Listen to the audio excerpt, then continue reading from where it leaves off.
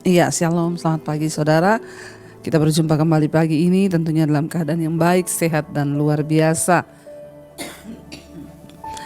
Hari ini firman Tuhan terambil dari Efesus pasal yang ke-6. Efesus pasal yang ke-6 ayat yang ke-10 ya. Kita mulai Efesus 6 ayat yang ke-10. Di sana tentang judul perikopnya kalau kita lihat perlengkapan rohani. Iya, tentang perlengkapan rohani judul perikopnya di sana saudara ya. Karena kehidupan kita ini adalah kehidupan rohani yang dibangun di dalam Kristus, manusia roh tentunya ya ada hal-hal secara rohani yang juga harus kita bangun. Termasuk saudara ya, peperangan kita adalah peperangan secara rohani juga. Makanya di sini dikatakan perlengkapan rohani judul perikopnya. Ya, kalau kita lihat ayat yang ke-10 berkata, akhirnya hendaklah kamu kuat di dalam Tuhan, di dalam kekuatan kuasanya. Ya, bagaimana seseorang bisa kuat? Tentunya kalau rohaninya kuat. Sebab ya kehidupan yang sesungguhnya adalah kehidupan rohani yang sedang kita bangun, dan peperangan kita yang sesungguhnya adalah peperangan rohani ya. Dikatakan di sana Efesus 6 ayat 10, akhirnya hendaknya kamu kuat di dalam Tuhan, di dalam kekuatan kuasanya. Kita semua harus kuat di dalam Tuhan. Ya, di dalam kekuatan kuasa Tuhan, sebab tidak ada kekuatan dari diri kita saudara ya. Kekuatan kita hanya berasal dari Tuhan saja. Ayat 11 berkata, kenakanlah seluruh perlengkapan senjata Allah, supaya kamu dapat bertahan melawan tipu muslihat iblis. Ya, kita disuruh mengenakan seluruh perlengkapan senjata Allah. Ya, biasanya kan orang kalau bawa senjata itu mau berperang berarti. Ya, kita semua sedang berada dalam gelanggang peperangan, yaitu peperangan rohani. Ya, musuh kita adalah musuh rohani. Karena itu kita disuruh mengenakan seluruh perlengkapan senjata Allah. Ya, perlengkapan senjata Allah. Di dalam kehidupan rohani tentunya senjatanya juga senjata rohani, dan itu datangnya dari Tuhan. Ya, sebab kita ini bukan melakukan peperangan secara jasmani atau fisik, tetapi di alam roh saudara ya. Ada perlengkapan senjata Allah.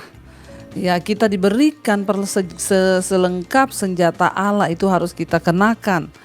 Supaya apa? Supaya kamu dapat bertahan melawan tipu muslihat iblis. Ya, jadi sebenarnya dalam kehidupan kita itu iblis itu hanya menipu saudara. Ketika kita menghadapi satu pergumulan yang berat, iblis menipu kita. Lihat ya keadaanmu, kamu pasti tidak akan mampu melewati ini. Ya, tidak ada jalan keluar. Lihat saja hidupmu sudah buruk, lihat saja begini, lihat saja suamimu nggak mungkin berubah. Ya, kenapa kita perlu memakai selengkap senjata Allah? Karena iblis itu kerjaannya menipu. Nah, kalau kita tertipu maka kita kalah dalam hal ini saudara. Berapa banyak orang yang akhirnya tidak lagi mengharapkan mujizat Tuhan terjadi dalam rumah tangga, keluarga, karena dia tertipu sama iblis. Iblis berkata suamimu gak mungkin bertobat, lihat saja keadaannya semakin begitu, anakmu gak mungkin bertobat. Itu adalah tipu muslihat.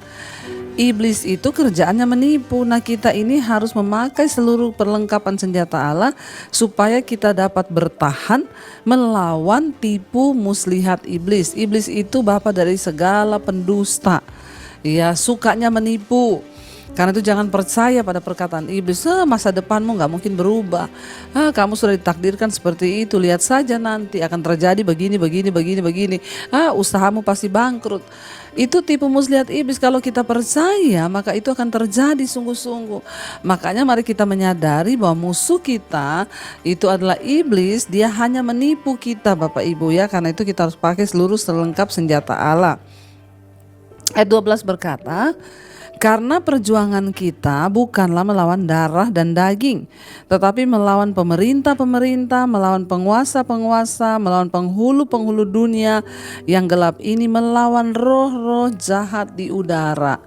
Ya, perjuangan kita, peperangan kita di dunia ini bukan melawan darah dan daging atau melawan manusia. Tetapi kita ini sedang melawan pemerintah, penguasa, penghulu, roh-roh jahat yang ada dalam dunia ini. Itu semua adalah ya roh bentuknya. Kenapa kita ini harus membangun kehidupan manusia rohani yang kuat? Karena musuh utama kita itu bentuknya roh. Bukan darah dan daging, bukan anakmu, bukan istrimu, bukan suamimu, tapi roh yang ada di dalam diri orang itu. Ya, kalau ada suami yang tidak mau bertobat, kelakuannya itu benar-benar kebangetan, itu karena ada roh yang ada dalam dia. Musuh kita itu sebenarnya bukan dia, tapi roh yang ada dalam dia. Makanya kita jangan tertipu. Ya, kalau ada orang tua yang sangat menjengkelkan, itu berarti ada roh dalam dia. Makanya Alkitab bilang, perjuangan kita, peperangan kita bukan melawan darah dan daging. Artinya bukan melawan manusia, tapi melawan siapa? Pemerintah, penguasa, penghulu, serta roh-roh dunia ini yang gelap ini, roh-roh jahat di udara. Ya, mari kita menyadari akan sebuah kebenaran ini supaya kita semua jangan tertipu. Iblis itu penipu, kita harus kuat dalam roh supaya kita rohaninya kuat ya, dan kita harus melawan semua serangan-serangan iblis itu ya, sebab peperangan kita bukan melawan darah dan daging tetapi melawan roh jahat di udara. Ya, bukan suamimu, musuhmu, mertuamu, tetapi roh jahat di udara. Ayat 13 berkata, sebab itu ambillah seluruh perlengkapan senjata Allah supaya kamu dapat mengadakan perlawanan pada hari yang jahat itu dan tetap berdiri sesudah kamu menyelesaikan segala sesuatu. Ya, dalam hidup ini akan datang hari-hari yang jahat. Ya, ketika iblis memancing kita untuk berantem dengan suami, istri, lalu kita terpancing, itu hari-hari yang jahat. Hari di mana kita harus berperang melawan setan.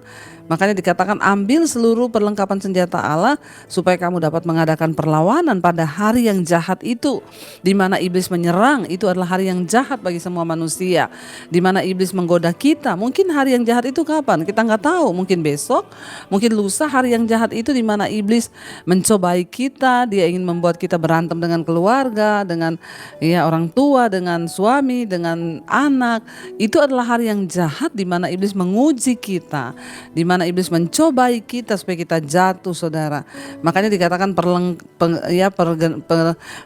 ambillah seluruh perlengkapan senjata Allah itu supaya kamu dapat mengadakan perlawanan, lawan iblis pada hari di mana ia mau menyerang kita. Ya, supaya kita tetap berdiri sesudah kita menyelesaikan segala sesuatunya. Kita jangan kalah, tapi tetap berdiri melawan iblis ya. Jadi berdirilah tegap. Ini saudara, perlengkapan senjata Allah itu apa? Berikat pinggang kebenaran. Nomor 1 harus ada kebenaran dalam diri kita. Berbaju sirah keadilan, ada keadilan. Kakimu berkasutkan kerelaan untuk memberitakan Injil damai sejahtera. Ini termasuk perlengkapan senjata Allah yang harus kita pakai supaya iblis tidak mengalahkan kita. Ya, kerelaan untuk memberitakan Injil. Artinya apa? Bukan hanya untuk pendeta, tapi untuk setiap kita anak Tuhan. Harus lawan iblis dengan firman. Ya, kita harus rela menyampaikan firman, menyampaikan kebenaran, artinya ya. Berkasutkan kerelaan untuk memberitakan Injil damai sejahtera. Ini termasuk dalam perlengkapan senjata Allah loh. Dalam segala keadaan pergunakanlah perisai iman. Ada iman, perlengkapan senjata Allah. Ya, iman dikatakan sana, sebab dengan perisai itu, dengan iman itu kamu dapat memadamkan semua panah-panah api dari si jahat. Dengan iman kita panahkan serangan iblis. Kalau iblis berkata, hidupmu pasti akan gitu-gitu saja. Dalam nama Yesus, iblis aku percaya, aku beriman bahwa Tuhan sanggup mengubahkan. Itu iman yang akan mengalahkan panah api dari iblis. Kalau iblis berkata, ya dokter sudah memvonis kamu kena kanker, kamu pasti mati. Perkatakan, iblis, dengan iman hidup mati di tangan Tuhan, bukan di tangan kanker, bukan di tangan dokter, tapi di tangan Tuhan. Ya, dan terimalah ayat 17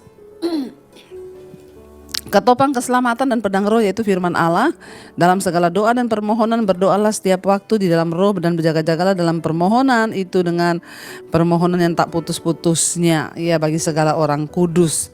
Ya, jadi saudara, kita harus selalu berdoa dalam roh. Itu adalah perlengkapan senjata Allah. Ingat, doa itu bukan hanya ketika kita di kamar. Dimanapun kita berada, kita harus berdoa. Roh kita berdoa, berjaga-jaga. Mau di mobil, dimanapun Tuhan, sertai hidupku, sertai pekerjaanku, sertai rencanaku. Harus seperti itu, saudara.